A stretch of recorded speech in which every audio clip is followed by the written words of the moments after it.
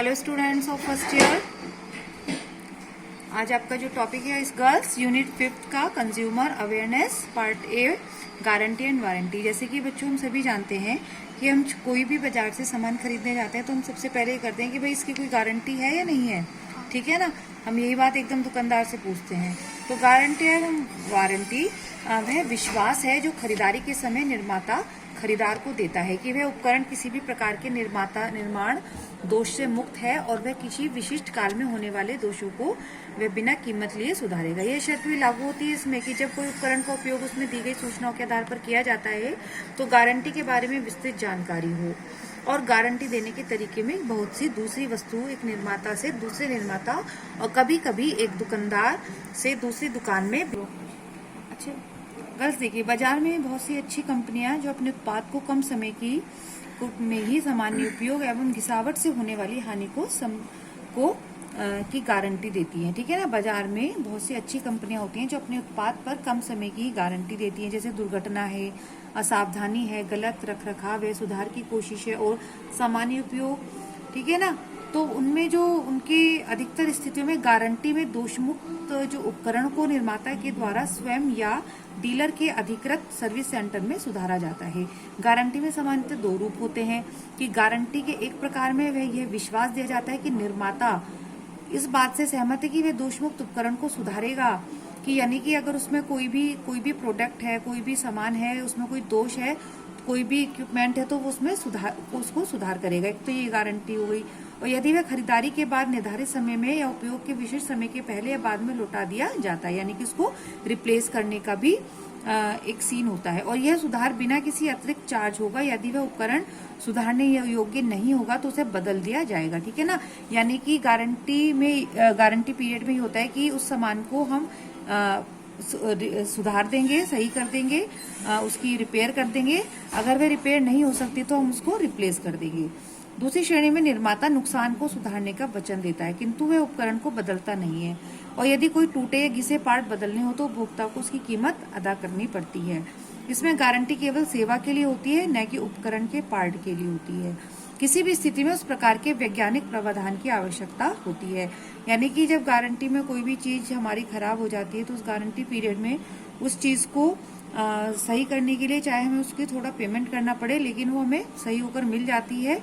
निर्माता गारंटी काल में मुफ्त सेवा और मुफ्त बदलने की सुविधा दे। उपभोक्ता संरक्षण अधिनियम में यह नियम है कि यदि निर्माता इससे इनकार करता है तो वह मुआवजा प्राप्त करने का अधिकारी है। वारंटी इसलिए होती है कि जिससे उत्पाद के असफल होने या ठीक से कार्य न कर पाने की स्थिति में उपभोक्ता को सुरक्षा प्राप्त होती है। एक अच्छे उपभोक्ता के उत्पाद की वारंटी को पढ़ना चाहिए और तुलना करनी चाहिए कि ताकि वह वारंटर के उत्तरदायित्व को समझ सके और साथ ही अपने उत्तरदायित्वों को भी समझ सके। उपकरण की वारंटी को देखते समय निम्न बातों को सावधानी पूर्वक विश्लेषण करना चाहिए कि पहला क्या वह पूरा उपकरण वारंटी के अंतर्गत सम्मिलित किया गया है या केवल उसके भाग। ठीक है ना, कि यानी कि वो रिपेयर हो सकता है या फिर वो रिप्लेस भी हो सकता है या नहीं। देन सेकेंड है भाग को बदलने की अवधि, कि उसका वारंटी का जो पीरियड है, समय अवधि है, वो क्या है, 1 साल है, 2 साल की है। थर्ड है यदि श्रम सम्मिलित है तो उसकी अवधि। उपकरण में सुधार करने हेतु कौन जिम्मेदार है, डीलर, सर्विस सेंटर या निर्माता, क्योंकि इन्हीं के थ्रू मार्केट में जो प्रोडक्ट आता है उसमें डीलर भी है, सर्विस सेंटर भी है और निर्माता भी है। तो कौन जिम्मेदार है इसका।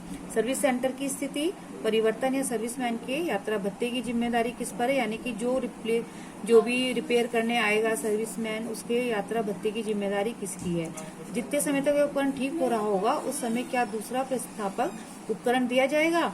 ठीक है ना, यानी कि आपको उसके बदले में इतने, जब तक वो सही हो रहा है उस समय पीरियड में आपको दूसरा एक उपकरण दिया जाएगा, वारंटी से संबंधित अन्य कोई विशिष्ट सूचना। तो ये सब बातों को हमें विश्लेषण जरूर कर लेना चाहिए कोई भी उपकरण को खरीदते समय, वारंटी को देखते समय। देन नेक्स्ट हेडिंग है बच्चों विद्युतीय उपकरण गुणवत्ता नियंत्रण अधिनियम, की विद्युतीय उपकरण जो है उनकी गुणवत्ता नियंत्रण को ध्यान में रखकर एक अधिनियम बनाया गया था 1976 में। ठीक है ना, उपभोक्ता को संरक्षण प्रदान करने हेतु और बाजार में सुरक्षित उपकरण ही बिक्री किए जाएं, यानी कि जो कंज्यूमर है उसको संरक्षण प्रदान करने हेतु और बाजार में जो उपकरण आए वो सुरक्षित हो कंज्यूमर के लिए। तो इसके लिए सरकार ने एक विद्युत उपकरणीय गुणवत्ता नियंत्रण नियम लागू किया न 76 में लागू किया था, जो कि 78 में लागू किया गया। पारित तो हुआ था 76 में, उसको लागू किया गया था 78 में। इस नियम के अनुसार कोई भी व्यक्ति घरेलू विद्युत उपकरणों का निर्माण या विक्रय या वितरण हेतु संग्रह नहीं कर सकता। देखिए कल एक स्टैंडर्ड मानक होता है ISI मार्क, जो आपने सुना होगा कि अक्सर आपके जो उपकरण होते हैं, बिजली के विद्युत उपकरण होते हैं, उन पे ISI मार्क लिखा रहता है या DIQCM मार्क चिन्ह लगा होता है। तो जो भी इस नियम के अनुसार कोई भी व्यक्ति ऐसे घरेलू विद्युत उपकरणों का निर्माण या विक्रय वितरण हेतु संग्रह नहीं कर सके, यानी कि जब तक किसी भी उपकरण पर ISI या DIQCM का चिन्ह नहीं होगा तो वो नहीं खरीदना चाहिए, ठीक है ना। ये सरकार द्वारा स्टैंडर्ड एक मानक निर्धारित किए जाते हैं कि कोई भी उपकरण पर यदि ISI और DIQCM चिन्ह होगा तो यह चिन्ह उद्योग निदेशालय द्वारा लगाया जाता है। जब कोई निर्माता प्रमापीकरण के लिए आता है तो उद्योग निदेशालय द्वारा यह परिरक्षण व निरीक्षण किया जाता है कि वह ठीक से सुरक्षित है या नहीं। सभी जो चिन्ह है वो गुणवत्ता, ये चिन्ह जो होते हैं बच्चों ISI और DIQCM, उपकरणों की गुणवत्ता खराब हो तो इस पते पर उसकी शिकायत भी की जा सकती है।